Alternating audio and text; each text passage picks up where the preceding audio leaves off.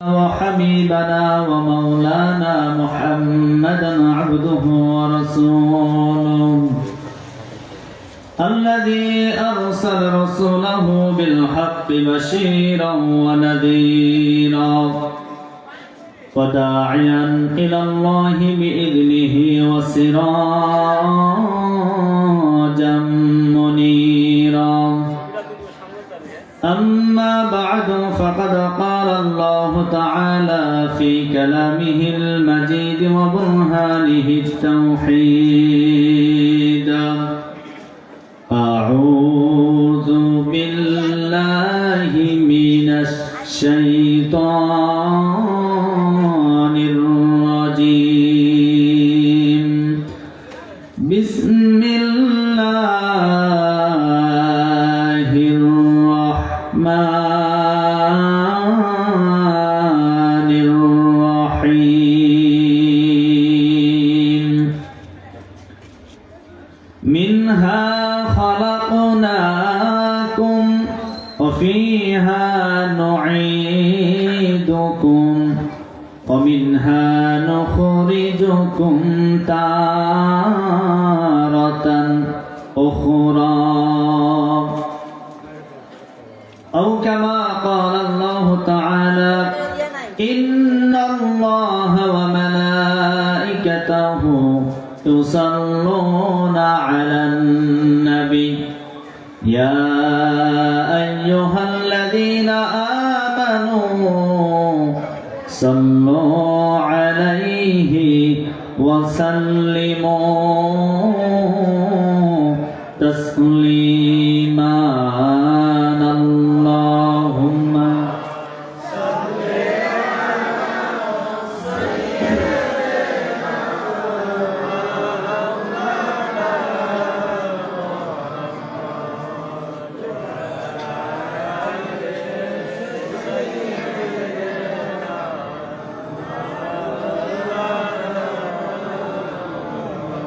নবীজির মহব্বত ভালোবাসা আমাদের সকলের কলিজার ভিতরে আছে না নাই? কম না বেশি? এজন্য মহব্বতে পড়ে আল্লাহুম্মা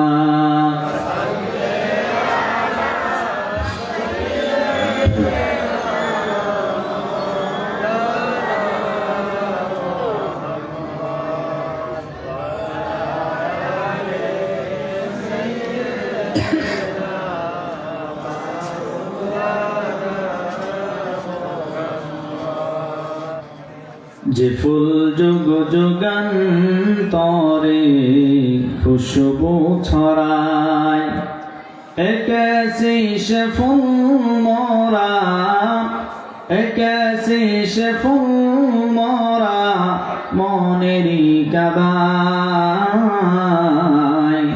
যে ফুল যুগ যুগান্তরে খুশবু ছড়ায় বেলা গেল ওলা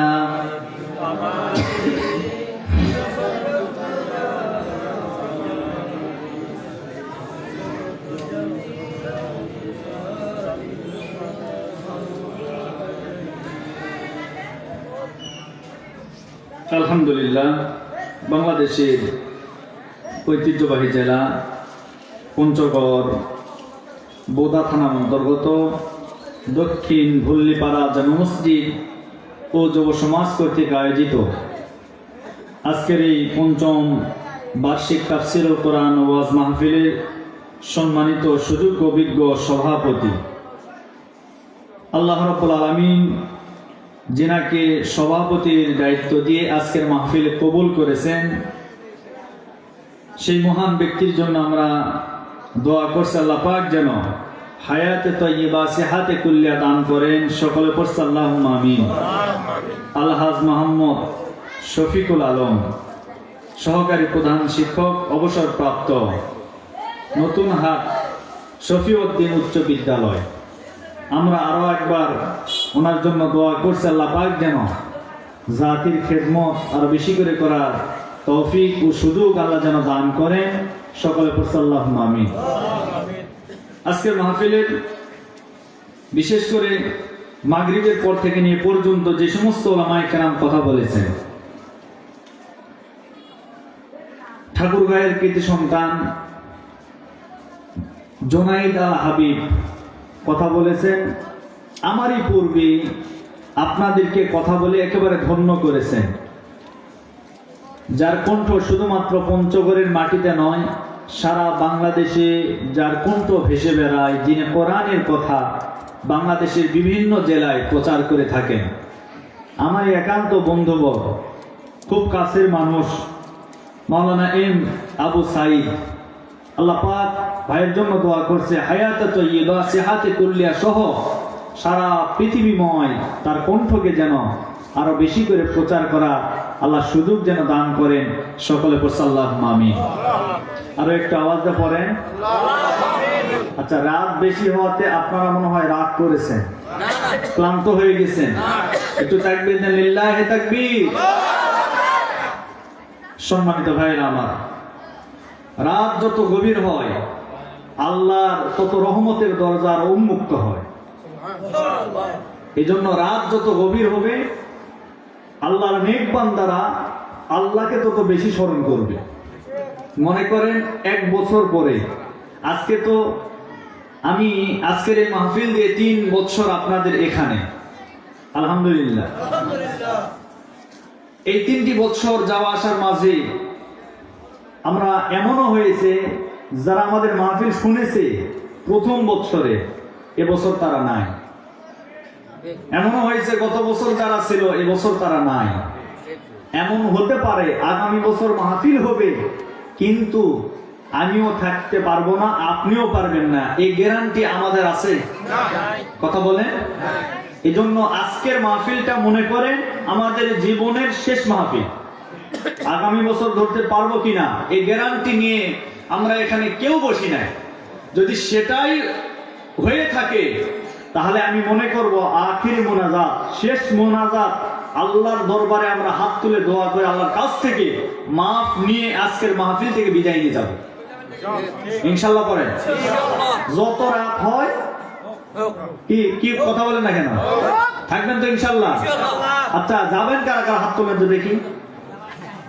ওই যে এক ভাই চলে যাবে, মানে বুঝে চলে নাই নাকি? আচ্ছা, শেষ পর্যন্ত থাকবেন কারা কারা হাত তোলেন, একটু আল্লাহকে দেখান। লিল্লাহি তাকবীর, লিল্লাহি তাকবীর।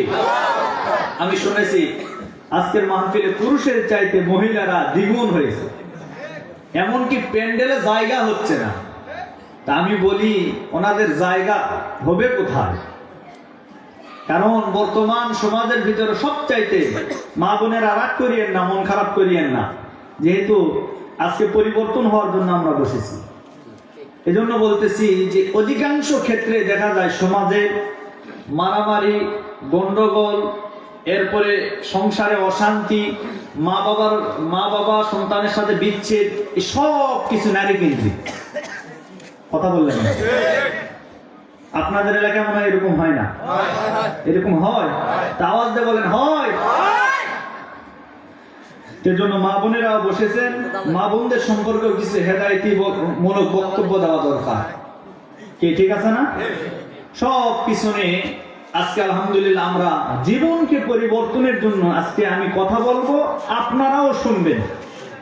আমি মনে করি আমার হতে পারে এই বছর এই জায়গার মাহফিল দিয়ে শেষ, আর জীবনে কোনোদিন আসতে পারবো কিনা আমি জানি না। এই নিয়ত করে এখানে বসেছি, কোরআনকে সাক্ষী রেখে বলতেছি, বাবাজিরা, মুরব্বীরা, আমার যুবক ভাইরা, চোখের সামনে কত মৃত্যু, চোখের সামনে কত লাশ আমরা দেখতেছি। মনে হয় যে না জানি ওই লাশটা যদি আমি হই, আমার জীবনের সব কিছু নিভে যাবে, এক নিমিষেই সব শেষ হয়ে যাবে। অতএব আমরা আজকে আখিরি মোনাজাত করে এখান থেকে বিদায় নিয়ে যাব। আল্লাহ যেন আমাদের সকলকে কবুল করেন।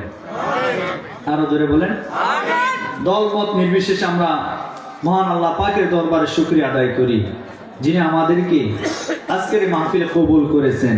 এজন্য পড়ছি আলহামদুলিল্লাহ। নবীজির প্রতি দরুদ ও সালাম সকলে পড়ছে সাল্লাল্লাহু আলাইহি ওয়াসাল্লাম। আলোচনার শুরুতে আমি আপনাদেরকে একটি কথা বলি, সেটি হলো যে আপনারা যদি আমাকে আওয়াজ দেন তাহলে আমার আলোচনা বাড়বে, কমবে না। তবে আপনারা যদি ঝিমিয়ে পড়েন আমিও কিন্তু ঝিমিয়ে যাব, আমার আলোচনা বের হবে না। এই জন্য আমি কথা বলবো যতক্ষণ, আপনাদেরকে আওয়াজ দিতে বলবো যতক্ষণ, আপনারা আওয়াজ দিবেন ততক্ষণ। কি পারবেন না? আল্লাহ কবুল করুন। মাহফিলের বর্তমান আমাদের সমাজের ভিতরে 3 শ্রেণীর মানুষ আছে। জোরে বলেন, কয় শ্রেণী? 1 নম্বর শ্রেণী হলো তারা এই পৃথিবীর জমিনে যারা ইমানদার। আমরা যারা আজকের এই মাহফিলে এসেছি, আমরা সকলে কিন্তু ইমানদার হওয়ার জন্য আজকে মাহফিলে এসেছি। ইমানদার যদি আমরা না হতাম আজকের মাহফিলে আমরা আসতাম না। ইমানদার কারা? আর ইমানদারদের স্থান কোথায় হবে? রব্বুল আলামিন বলেন, ওয়াবাশশিরিল্লাযীনা আমানু ওয়া আমিলুর রিজকু মিনহা মিন সামারাতির রিজকান ক্বালু হাযাল্লাযী রুজিকনা মিন ক্বাবল ওয়া উতু বিহি মুতাশাবিহা ওয়া লাহুম ফিহা আজওয়াজুম মুতাহহারাতুন ওয়া হুম ফিহা খালিদুন।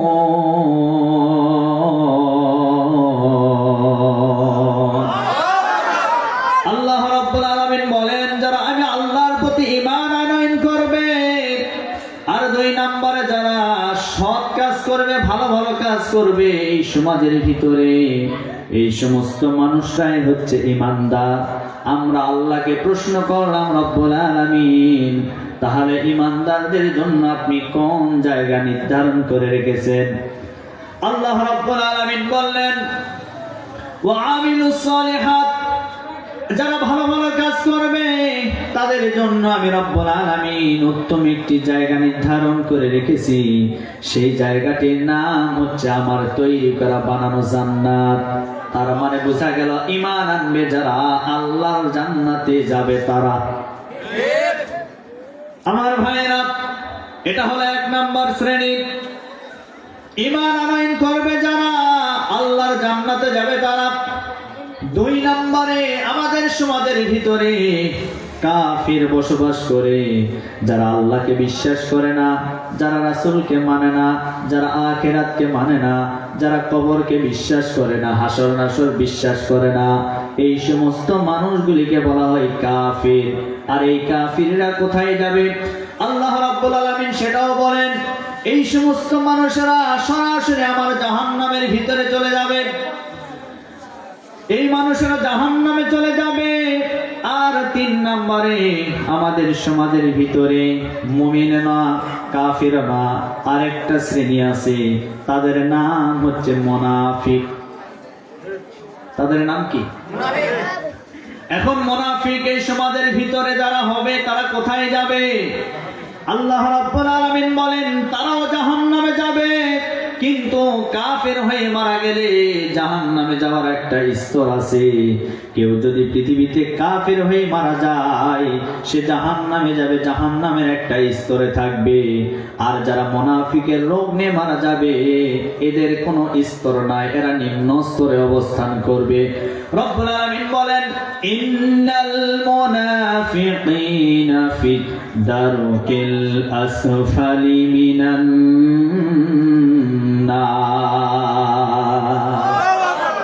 আল্লাহ বলেন, যারা মুনাফিকের রোগ নিয়ে মারা যাবে, এরা জাহান্নামের নিম্ন স্তরে অবস্থান করবে। আজ আমাদের সমাজের ভিতরে এমন কিছু মুনাফিক আছে, দেখবেন মুনাফিকের মাথায় টুপিও আছে, মুখে দাড়িও আছে, নামাজও পড়ে 5 ওয়াক্ত, কিন্তু গোপনে গোপনে ইসলামের বিরোধিতা করে। আপনার সাথে ঘোরাফেরা করে, আপনার সাথে হাট বাজার সবকিছু করবে, এরপরে আপনার সাথে থাকবে, আবার গোপনে গোপনে ইসলামের বিরোধিতা করবে যারা, এই সমস্ত মানুষদের নাম হচ্ছে মুনাফিক। আর এরাই যাবে জাহান্নামের নিম্ন স্তরে। আমার ভাইয়েরা, মুনাফিক দেখলে কিন্তু চেনা যায় না। আপনাদের এলাকায় যখন দেখবেন ধান লাগিয়েছেন, ধান লাগানোর পরে এই ধানের ভিতরে ধানের মতো আরেকটা চারা বের হয়, এই চারাটার নাম আপনারা কি বলেন? পাতান্না বলেন তো। ধানের যখন লাগানোর পর ধানটা যখন বড় হয়, বড় হওয়ার পরে ধানের মতনই সাইডে বিভিন্ন জায়গায় আবার আরেকটা চারা গজায় এবং বড় হয়, দেখতে একেবারে ধানের মতন। ময়নার গাছ। আমরা বলি আমাদের এলাকায় জয়পুরহাটে বলে জোয়ান কানা। কি বলেন তো? জোয়ান কানা। তাহলে আপনাদের এদিকে কি বলে? ময়নার গাছ। বাপরে বাপ, ময়নার গাছ, নতুন একটা ভাষা শিখলাম। এক দেশের গালি আরেক দেশে বলি। যেমন আমাদের জয়পুরহাট বগুড়াতে একটি ভাষা আছে। এই ভাষা যখন আমি চট্টগ্রাম সাতকানিয়ায় মাহফিল করতে গেলাম, মাহফিলের সামনে এইরকম শ্রোতা বসেছে, আমি তাদেরকে জিজ্ঞাসা করলাম যে ভাই আপনারা তো কেন আসো, ঘুম আসো, এগুলি তো বলতে বলতে শেষ, আমরা তো কিছুই বুঝি না। কেন আসো হুজুর? আমাকে বলছে কেন আসো হুজুর? আমি প্রথম যখন গেলাম তাকায় আছে, কি বলে কিচ্ছু বোঝা যায় না। এরপরে আরেকজন এসে বলে হুজুর ঘুম আসেনি? আমি বললাম না ভাই, ঘুম তো নিয়ে আসিনি। আর একজন পাশে থেকে হেসে বলে হুজুর উনি আপনাকে জিজ্ঞাসা করেছে আপনি কেমন আছেন। আমি বললাম এটা তো বাংলাতে বললে তো বোঝা যায়, এটা তো বাংলাও না হিন্দিও না, কিছুই বুঝি নাই।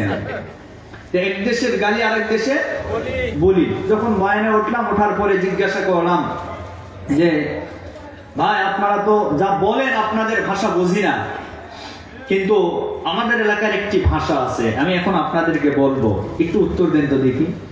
সামনে সবাই বসে আছে, বলছে হুজুর বলেন। আমি বললাম আমাদের একটি ভাষা হলো আলুতে আলু অক্কালি আলু।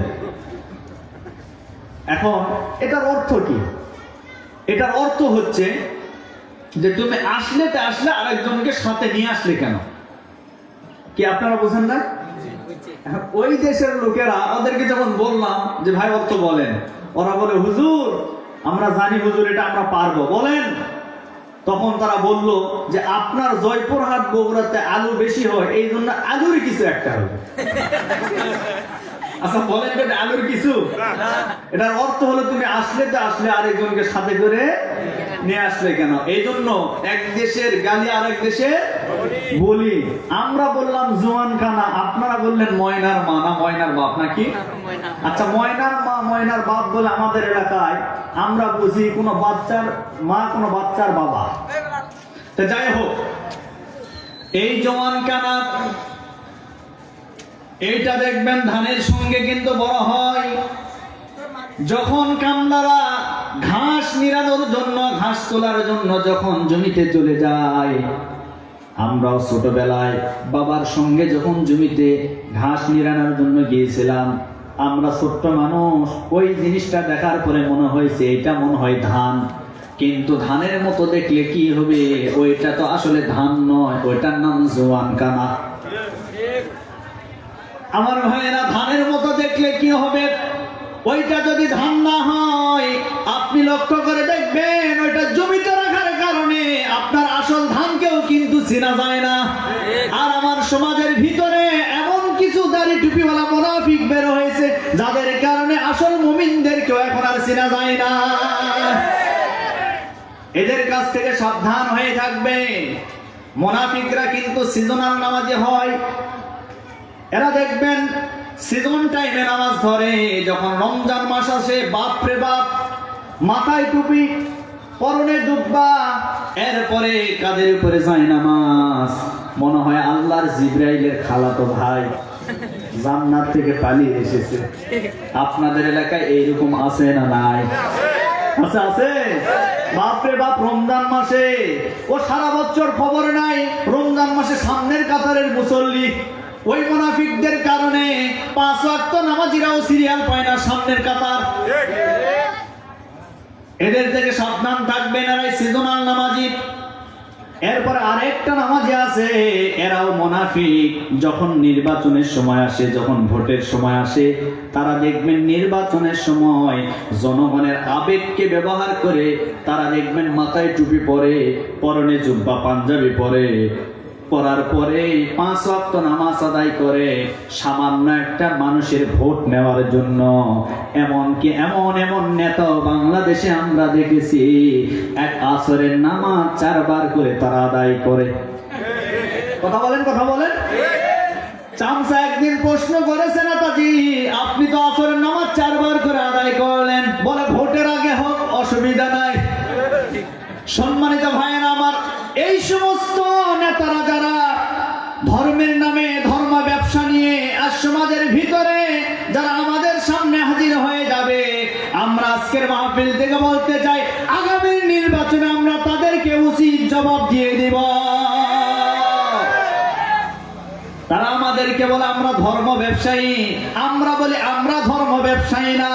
তার কারণ আমরা সারা বছর মাথায় টুপি রাখি, আমরা মুখে দাঁড়িয়ে রাখি, আমরা পরনে পাঞ্জাবি পরে, আমরা নামাজ কালাম পড়ি, আমরা সিজনাল কোনো নামাজি নয়, আমরা সিজনাল মাথায় কোনো টুপি রাখি না। তার মানে নির্বাচনের আগে আমরা নামাজ পড়ি, নির্বাচনের পরেও পড়ি। যারা নির্বাচনের আগে নামাজ ধরে এরাই হলো প্রকৃতপক্ষে এই সমাজের ভিতরে বড় ধর্ম ব্যবসায়ী। কি কথা কি বোঝা যায় আমার ভাইয়েরা? তাহলে আমি বলতেছিলাম আমাদের সমাজের ভিতরে কয় শ্রেণীর মানুষ আছে? 1 নম্বরে ইমানদার। ইমানদার যারা হবে আল্লাহর জান্নাতে তারা চলে যাবে। 2 নম্বরে কাফির। কাফির যারা হবে তারা যাবে জাহান্নামে। 3 নম্বরে মুনাফিক। মুনাফিকরাও আল্লাহর জাহান্নামে যাবে। কাফের হয়ে মারা গেলে জাহান্নামে যাওয়ার একটা স্তর আছে, কিন্তু মুনাফিক হয়ে যে ব্যক্তি মারা যাবে ওই মানুষটা একেবারে জাহান্নামের নিম্ন স্তরে অবস্থান করবে। সুতরাং আজকের মাহফিল থেকে আমি আপনাদের বলতে চাই, আমরা কাফির হতে চাই না, আমরা মুনাফিক হতে চাই না, আমরা মুমিন হতে চাই, আমরা আল্লাহর জান্নাতে যেতে চাই। কারা কারা আল্লাহর জান্নাতে যাবেন দুটি হাত তুলে আল্লাহকে দেখান।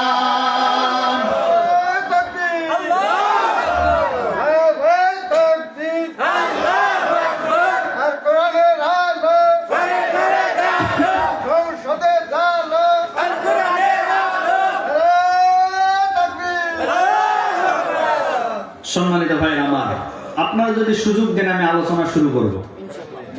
কি করা যাবে? হ্যাঁ, আমি আপনাদের সামনে কোরআনে কারিমে একেবারে পরিচিত একটি আয়াত, যে আয়াতটা আমরা অনেক সময় মাটি দেওয়ার সময় পাঠ করি। একটা মৃত মানুষকে যখন মাটি দেয় তখন কোন দোয়া করেন বলেন তো? মিনহা খালাকনাকুম ওয়া ফিহা নুঈদুকুম ওয়া মিনহা নুখরিজুকুম তারাতান। আচ্ছা, আসলে কি এটা প্রকৃত মাটি দেওয়ার দোয়া? হ্যাঁ, আমরা ওইটাই জানি, কিন্তু এটা হচ্ছে আল্লাহর কোরআনের আয়াত। এটা একটি আল্লাহর কোরআনের আয়াত। আল্লাহ বলছেন, মানুষ তোমাকে যে মাটি থেকে সৃষ্টি করেছি সেই মাটিতে একদিন তোমাদেরকে রাখা হবে, আবার একদিন সেখান থেকে তোমাদেরকে আবার তোলা হবে। এটার অর্থ হলো এই। এখন এটা আমাদেরকে বলার অর্থই হলো, আমরা যখন একটা মানুষকে মাটি দেই সে সময় আমাদেরকে স্মরণ রাখতে হবে যেই মাটিতে আমরা একজনকে রেখে যাচ্ছি ওই মাটিতে আমরা একদিন থাকবো, ওই মাটি থেকে আল্লাহ একদিন আমাদেরকে তুলবেন। এই আয়াতটা প্রকৃত আমাদেরকে মৃত্যুর কথা স্মরণ করিয়ে দেয়। কিসের কথা বলেন তো বাবাজি? এই বাবাজি বসেন, এই যে বাচ্চাকে একটু বসায় দেন, কেউ কথা বলবেন না, এদিক সেদিক কোনো নড়াচড়া করবেন না। দেখেন আজকের আলোচনাটা একটু ব্যতিক্রম। তাহলে এই আয়াতটা আমাদেরকে একটা জিনিসের কথা স্মরণ করে দেয়, সেটি হচ্ছে মৃত্যু। তার নাম কি? মৃত্যু। এই মৃত্যু নিয়ে প্রথম 1 নম্বরের যে টপিক হবে আমার, যে মৃত্যু হয় 2 ধরনের। জোরে বলেন কয় ধরনের? একটা ধরন হলো পাপিষ্ঠদের, যারা পাপ করে, যারা জিনা ব্যভিচার করে, এই পৃথিবীতে যারা আল্লাহর নাফরমান বান্দা, এই সমস্ত মানুষদের মৃত্যুর ধরন একরকম। আর যারা ইমানদার, যারা নামাজ পড়ে, আল্লাহর হুকুম মানে, যারা ইসলামের পক্ষে থাকে, এই ইমানদারদের মৃত্যুর ধরন আরেক রকম। 2টা আলাদা আছে না নাই? একটা ভালো মৃত্যু আর একটা কি? খারাপ মৃত্যু। তাহলে খারাপ মৃত্যু কেমন, ভালো মৃত্যু কেমন জানার দরকার আছে না নাই বাবা? হ্যাঁ, এটা হলো 2টি পয়েন্ট। আরেকটি পয়েন্ট হচ্ছে যে এই পৃথিবীতে যে সমস্ত মানুষেরা ভালো মৃত্যু বরণ করেছে আপনি জানবেন কিভাবে? তার একটা আলামত আছে। মোটামুটি 6টা আলামত যদি আপনি দেখেন যে এই মানুষটা এই আলামতের ভিতরে পড়ে গেছে, তাহলে আপনি বুঝবেন এই মানুষটার মৃত্যু ভালো হয়েছে। সুবহানাল্লাহ।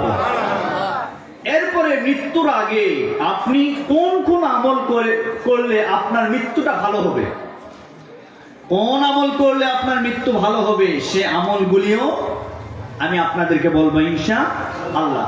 মোটামুটি 6টা আমল যদি আপনি করতে পারেন তাহলে আশা করা যায় আপনার মৃত্যুটা ভালো হবে ইনশাআল্লাহ। এর ভিতরে আমাদের মা বোনদের আলোচনাও আছে। আমরা নারী পুরুষ সকলে মিলে আবাল বৃদ্ধ বনিতা সকলের জন্য আজকের আলোচনা। তাহলে আজকের প্রথম নাম্বার আলোচনা হলো এই পৃথিবীতে যারা পাপিষ্ট, যারা পাপ করে তাদের মৃত্যুর ধরন কেমন। আসেন আমরা সেই দিকে চলে যাই। এই পৃথিবীর জমিনে যারা পাপিষ্ট হবে, যারা পাপ করতে করতে পাপের ভিতরে নিমজ্জিত হয়ে গেছে, যাদের অন্তরটা একেবারে পাপ করতে করতে কালিমা পড়ে গেছে, এই সমস্ত মানুষদের মৃত্যুটা খুব ভয়ঙ্কর ভাবে হবে।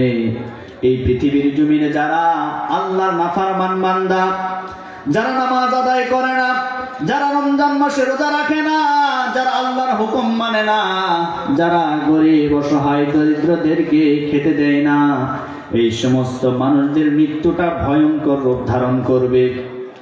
হাদিসের ভিতরে এসেছে এই সমস্ত পাপিষ্টদের কাছে আল্লাহর ফেরেশতা আজরাইল আলাইহিস সালাতু ওয়াস সালাম যখন চলে আসবে, আসার পরে আজরাইল ফেরেশতা সর্বপ্রথম তার মাথার নিকটে বসে যাবে। মাথার নিকটে যখন বসবে, মাথার নিকটে বসার পরে এই পাপিষ্ট বান্দাকে, এই পাপিষ্ট বান্দার দেহ থেকে, এই দেহ থেকে আত্মাটা বের হতে বলবেন, বের হতে চাইবে না। এমনকি আমার ভাইরা, এই পাপিষ্ট বান্দাকে বিভিন্ন সময় বলা হবে আজকে তোমার মৃত্যু তুমি নিজেই ঘটায় ফেলো। এমনকি এই পাপিষ্ট বান্দার মৃত্যুর সময় যখন চলে আসবে, মৃত্যু যখন ঘটে যাবে, তার পূর্ব মুহূর্তে আজরাইল ফেরেশতাকে সে দেখতে পারবে। আজরাইলের পা থাকবে জমিনে আর মাথা থাকবে আসমানে। এমন একটা ভয়ঙ্কর রূপ ধারণ করে তার সামনে যখন চলে আসবে, আসার পরে সে ভয়ে চিৎকার মারতে থাকবে। তার চিৎকারগুলি কেউ শুনতে পারবে না, তার চিৎকারগুলি কেউ বুঝতেও পারবে না। এমনকি আল্লাহর ফেরেশতারা এসে তার যে রূহ আছে সেই রূহের উপরে মারতে থাকবে, আযাব দিতে থাকবে। মারতে মারতে তার নিজের জীবনের ভিতর থেকে রূহটা বের করবেন। কোরআনে কারীমের 8 নম্বর সূরা সূরাতুল আনফালের 80 নম্বর 50 নম্বর আয়াতে রব্বুল আলামিন বলেন, ওয়ালাউ তারা إذ يتوفى الذين كفروا الملائكة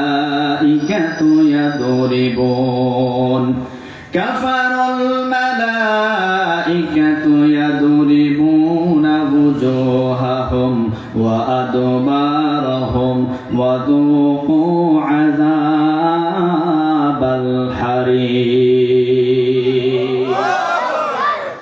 আজরাইল ফেরেশতা এসে সুন্দর করে বলেন, ওয়ালাউ তারা ইযিল যালিমুনা ফি গামারাতিল মাউতি ওয়াল মালাইকাতু বাসিতু আইদিয়াহুম আখরিজু আনফুসাকুম। জোরে বলেন আল্লাহু আকবার। ফেরেশতা আজরাইল তখন তাকে ডাক দিয়ে বলবেন, এই নাফরমান বান্দা, এই গাদ্দার বান্দা, আজকে তোর জীবনটা আমি কবজ করতে চাই না, তোকে আমি মৃত্যু ঘটাতে চাই না, বরং তোর জীবনটা তুই নিজের হাতে তোর দেহ থেকে বের করে আমার হাতে দিয়ে দে। এই কথা যখন বলবেন তখন তারা বলবে, ওই সমস্ত নাফরমান বান্দারা বলবে, ও আল্লাহর ফেরেশতা, আমি আজকে তো আমার জীবনটা বের করতে পারবো না। আমি কেন বের করব? আমি তো কোনো পাপ কাজ করি নাই। ওই নাফরমান বান্দা তখন বলবেন, আল্লাযীনা তাতাওয়াফফাহুমুল মালাইকাতু যালিমি আনফুসাহুম ফাআলকুস সালামা মা কুন্না না'মাল। জোরে বলে আল্লাহু আকবার। ওই নাফরমান বান্দা তখন বলবেন, কেন? আমি তো কোনো পাপ কাজ করি নাই, আমি তো দুনিয়াতে ভালো ভালো কাজ করেছিলাম। আমার ভাইরা, ওই সময় বলেন তো ফেরেশতা কি তার কথা শুনবে? আর জোরে বলেন, ফেরেশতা তার কোনো কথা শুনবে না। মৃত্যুর সময় সে অসহায় হয়ে যাবে, মৃত্যুর সময় অসহায় হয়ে পড়বে। আল্লাহ রাব্বুল আলামিন বলেন সূরা কিয়ামার ভিতরে, কাল্লা ইযা বালাগাতিত তারাকিয়া ওয়া কিলা মান রাক ওয়া যান্না আন্নাহুল ফিরাক ওয়াল তাফাতিস সাকু বিস-সাক ইলা রাব্বিকা ইয়াওমা ইযিনিল মাসাক। কাল্লা ইযা বালাগাতিত তারাকিয়া, কখনোই নয়, যখন মৃত্যু তাদের গলা পর্যন্ত চলে আসবে। এই আয়াতের দ্বারা বোঝা যায়, তাফসীরের ভিতরে এসেছে, একজন ব্যক্তির যখন মৃত্যু শুরু হয়ে যাবে, সর্বপ্রথম তার পা থেকে মৃত্যুর যন্ত্রণা শুরু হবে। তার দুই পা থেকে মৃত্যুর যন্ত্রণা শুরু হয়ে যাবে। পা সর্বপ্রথম অবশ হয়ে যাবে, পা আর নাড়াচাড়া করতে পারবে না। পা থেকে তার মৃত্যু, তার জীবন, তার রূহটা হাঁটুর ভিতরে চলে আসবে।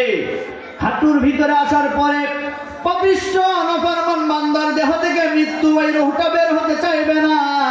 তখন এই হাঁটু থেকে একেবারে কোমর পর্যন্ত চলে আসবে।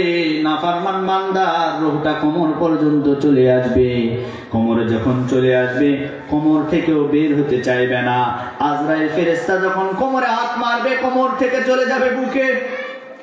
বুকের ভিতরে যাওয়ার পরে এই বুক থেকে আবার উঠে যাবে গলার এই মাঝখানে যাওয়ার পরে ওই রূহটা তখন বের হতে চাইবে না, তার দেহের ভিতরে থাকতে চাইবে।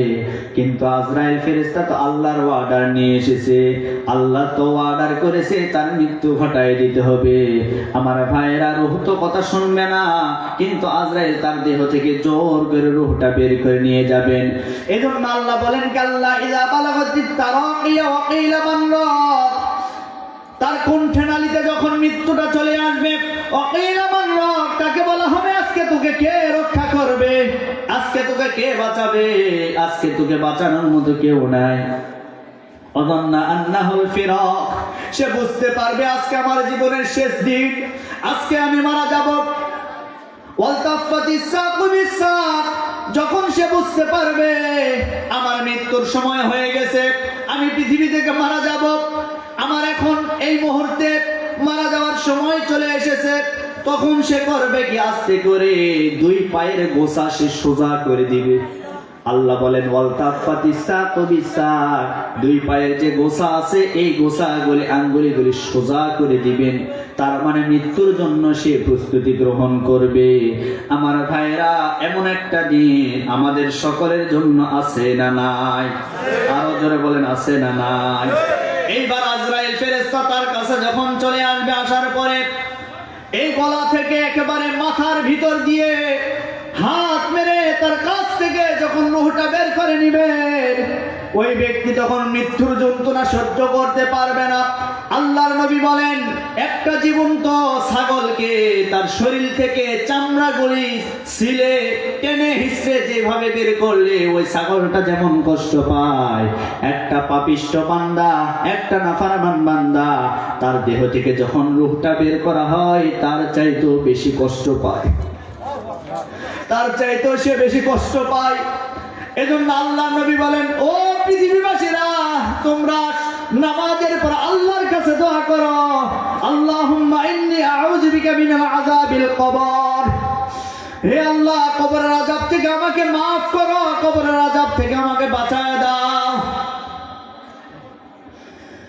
আমার ভাইয়েরা, কবরে যাওয়ার আগে মৃত্যুর যে যন্ত্রণা, এই যন্ত্রণা কিন্তু আমরা কেউ সহ্য করতে পারবো না। আল্লাহ নবী বলেন, যে সমস্ত পাপিষ্ঠ বান্দাদের মৃত্যু যখন ঘটায়া দেওয়া হবে, ঘটানোর পূর্ব মুহূর্তে একদল ফেরেশতা জাহান্নামের একটা তোয়ালা, একটা কাপড়, ময়লাযুক্ত কাপড়, যে কাপড়ের ভিতর থেকেই দুর্গন্ধ বের হয়, এমন একটা কাপড় তার সামনে নিয়ে আসা হবে, আজরাইলের হাতে দেওয়া হবে। আজরাইলের হাতে দেওয়ার পরে এই পাপিষ্ঠ নাফরমান বান্দার রূহটা বের করার পরে ওই কাপড়ের ভিতরে পেঁচায়া ওই কাপড়ের ভিতরে রেখে দেওয়া হবে। রেখে দেওয়ার পরে আমার ভাইরা, এই আজরাইল ফেরেশতা তখন করবে কি, এই রূহটা আরেকজন ফেরেশতার হাতে উঠায় দিবেন। ফেরেশতারা হাতে উঠায় দেওয়ার পরে এই পাতলা কাপড় মোড়ানো রুহটা নিয়ে প্রথম আসমানের দিকে এই ফেরেশতা যেতে থাকবে। প্রথম আসমানে যখন চলে যাবে, আল্লাহর ফেরেশতারা বুঝতে পেরেছে এটা নাফরমান বান্দা, পাপিষ্ঠ বান্দা। এই বান্দা দুনিয়াতে নামাজ পড়ে নাই, আল্লাহর হুকুম মানে নাই, একে তো আসমানে ঢুকতে দেওয়া যায় না। তখন প্রথম আসমানের গেটটা ফেরেশতারা একেবারে বন্ধ করে দিবে, দিয়ে বলবেন, ও আল্লাহর ফেরেশতা, আজকে তুমি কার রূহটা নিয়ে এসেছো? তখন বলবে, অমুকের ছেলে অমুকের রূহটা আজকে আমরা নিয়ে এসেছি। তখন ওই ফেরেশতা বলবেন, না, এর রূহটা পচনযুক্ত, এর রূহটা রোগযুক্ত, অতএব একে এই আসমানের উপরে উঠতে দেওয়া হবে না। ওই ফেরেশতা তখন করবে কি, ধাক্কা মেরে একেবারে নিচের দিকে ফেলে দিবেন, ধাক্কা মেরে নিচের দিকে ফেলে দিবেন। আমার ভাইয়েরা,